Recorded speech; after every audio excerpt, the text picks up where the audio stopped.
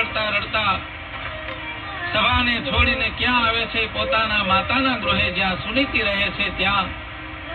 અણમાનિતેને હિસાબે રાજાએ એમનો ત્યાગ કરેલો એ નિજ મંદિરે ધ્રુવજી આવ્યા.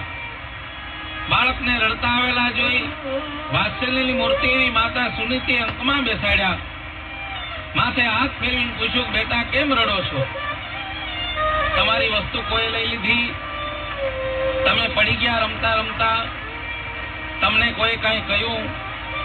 બાળકે જે વૃત્તાંત બનેલો સભાની અંદર એ બતાવ્યો. સુનીતિએ બાળકને સમજાવ્યા છે કે જે કાંઈ અપરમાએ કહ્યું છે માં જરાય ખોટું નથી. કારણ હું તમારા પિતાને અણમાનીતી છું. જે કાંઈ માતાએ કહ્યું છે બિલકુલ સત્ય છે. વડીલોની વાતને આપણે સ્વીકારવી જોઈએ.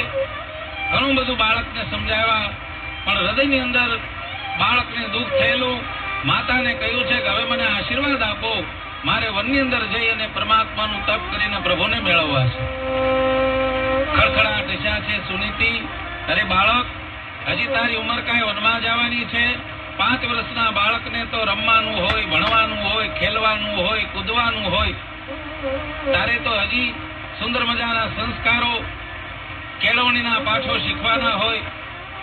ધ્રુવજીએ માને કહ્યું છે કે માં, મનની અંદર મેં સંકલ્પ કર્યો છે, કાર્યમ સાધ્યામી વા દેહમ પાત્યામી, કા હું પરમાત્માને મેળવીશ અને કા મારા દેહનો ત્યાગ કરીશ.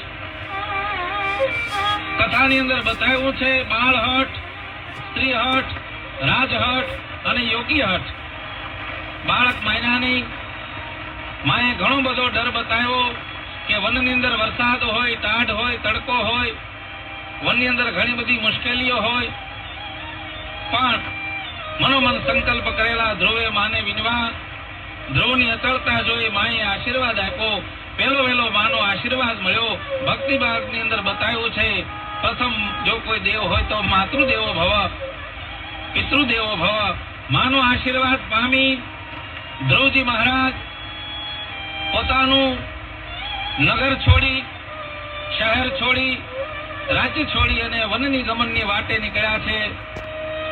તળાવો, નદીઓ પસાર કરતા કરતા અઘોર જંગલની વાટ પકડી છે.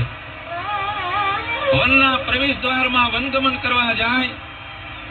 કીર્તન ભક્તિના અધિકારી એવા દેવર્ષિ નારદ ત્યાં મળ્યા. સફેદ વસ્ત્રો જેણે ધારણ કર્યા, ગળાની અંદર વીણા વાજિંત્ર, હાથની અંદર કરતાલ, પગની અંદર ચાખડીઓ. ભજગોવિંદમ ભજગોવિંદમ કરતા દેવર્ષિ નારદે પૂછા કરી કે એ બાળક, તમે ક્યાં જાઓ છો? તમે વનમાં ભૂલા પડ્યા છો કે શું?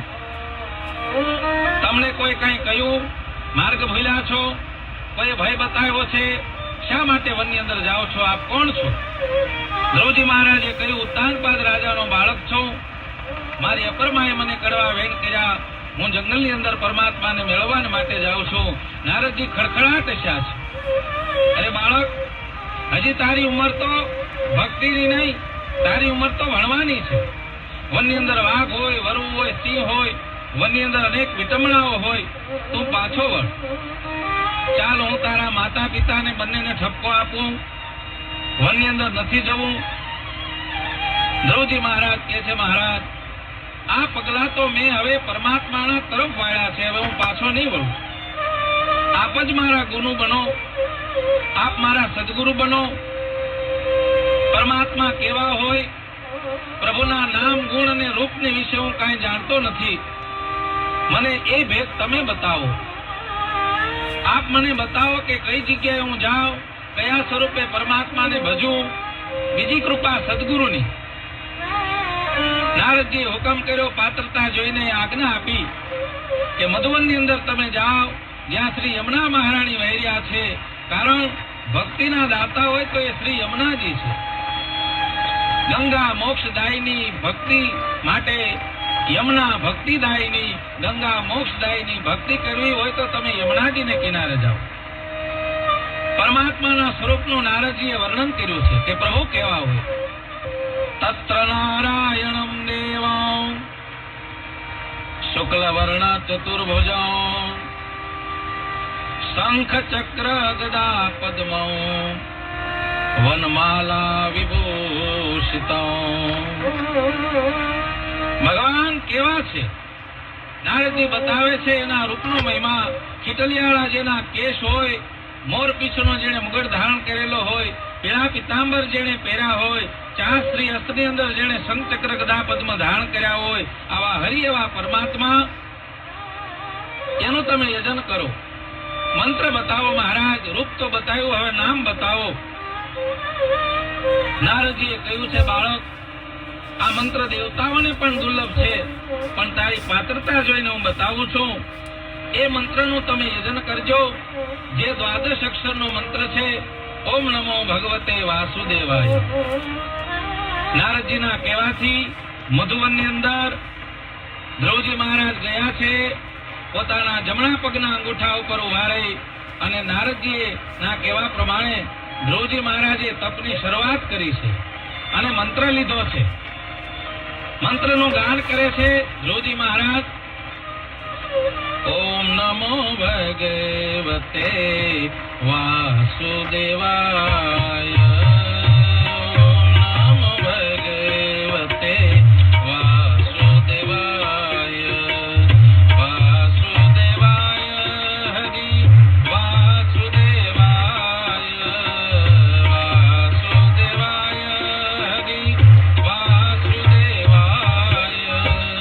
ઓમ નમો ભગવતે વાસુદેવાય. ઓમ નમો ભગવતે વાસુદેવાય. પ્રથમ મહિનાના તપની શરૂઆત બની, પરમાત્માની પ્રાપ્તિ ન થઈ. બીજા મહિને ફળફૂલ ખાઈને તપની શરૂઆત કરી, મંત્ર લીધો ઓમ નમો ભગવતે વાસુદેવાય. પરમાત્મા પ્રસન્ન ન થયા. ત્રીજા મહિને સુકાયેલા પાંદડા. ચોથા મહિનાના તપની શરૂઆત બની કેવળ જળ ઉપર. પાંચમા મહિને કેવળ શ્વાસ ઉપર અને છઠ્ઠે મહિને મંત્ર લઈ અને કેવળ શ્વાસ લેવાનું પણ જ્યારે બંધ કર્યું. ઇન્દ્રાદિ દેવતાઓના સિંહાસન ડોલ્યા. ઇન્દ્રાદિ દેવતાઓ પરમાત્માની પાસે આવ્યા. પ્રભુને વિનંતી કરે છે કે મહારાજ, આ તો કોઈ યોગી નથી, નાનો એવો બાળક છે, એના ઉપર કૃપા કરો. ચતુર્ભુજ નારાયણ ગરુડ ઉપર બેસી અને ક્યાં પધારે છે? મધુવનની અંદર.